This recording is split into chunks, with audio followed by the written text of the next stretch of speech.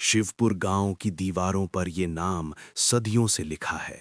मोहिनी। ये सिर्फ एक नाम नहीं, ये एक श्राप है।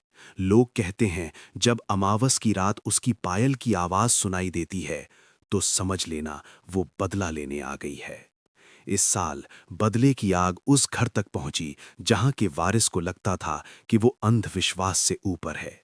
एक सवाल जिसने गांव को तबाह कर दिया। क्या 7वीं पीढ़ी का वारिस अपनी जान देकर सदियों पुराने इस खौफ को मिटा पाएगा? जानना चाहते हैं उस रात क्या हुआ? तो कहानी को स्किप मत करना। बहुत पुरानी बात है।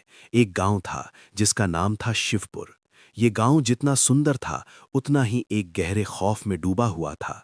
लोगों का मानना था कि सदियों पहले गांव वालों ने मिलकर एक बेकसूर औरत मोहिनी को डायन बताकर बेरहमी से मार दिया था। मरने से पहले मोहिनी ने श्राप दिया था कि जब तक उसका बदला पूरा नहीं होगा शिवपुर में चैन और सुख नहीं आएगा। वो गांव की मिट्टी में एक चुड़ैल बनकर रह गई थी। हर साल सावन की अमावस्या की रात वो चुड़ैल गांव में आती और किसी एक घर से एक आदमी को उठा ले जाती। इस साल शिवपुर में डर का माहौल और भी गहरा था। गांव के मुखिया राम सिंह का बेटा आकाश हाल ही में शहर से पढ़ाई पूरी करके लौटा था।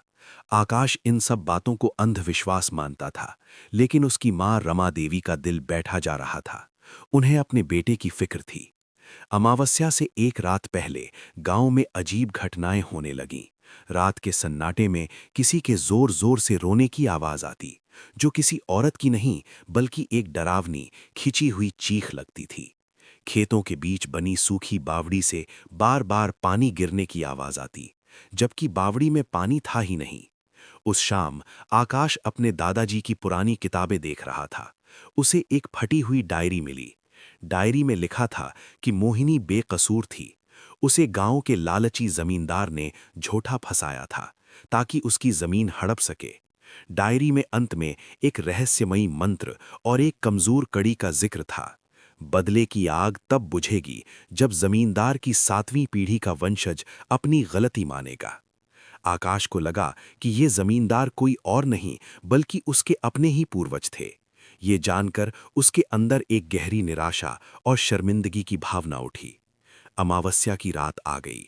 पूरे गांव में सन्नाटा पसरा था।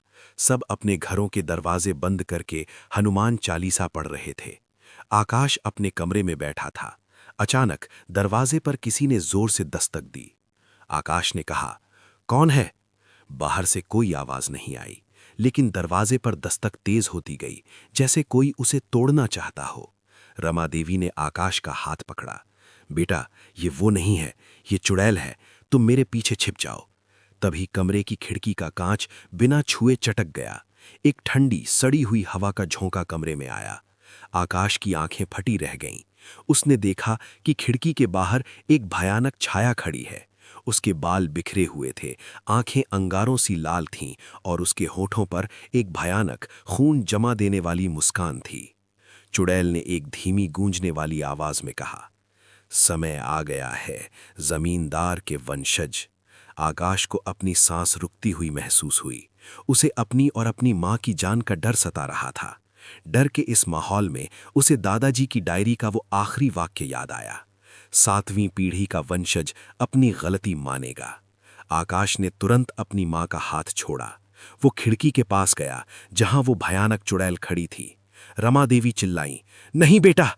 लेकिन आकाश ने उनकी बात अनसुनी कर दी।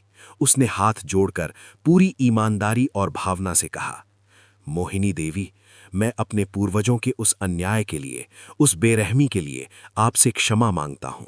उन्होंने गलती की। मेरी आत्मा उस गलती का बोझ महसूस करती है। मैं जानता हूं कि आपका दर्द कितना गहरा है। कृपया हमें माफ कर दीजिए और मुक्त हो जाइए। जैसे ही आकाश ने ये शब्द कहे, चुड़ैल की लाल आंखें थोड़ी देर के लिए शांत हो गईं। उसके भयानक चेहरे पर सदियों पुराना दर्द उभर आया। फिर वो जोर से चीखी। ये चीख डर की नहीं थी बल्कि मुक्ति की थी। एक पल में वो भयानक छाया हवा में राख बनकर उड़ गई। कमरे की ठंडी हवा गर्म हो गई और टूटे कांच के टुकड़ों पर चांद की रोशनी पड़ते ही वे हीरे की तरह चमकने लगे। अगले दिन शिवपुर गांव के लोगों ने पहली बार सुकून की सांस ली। चुड़ैल का अभिशाप टूट चुका था।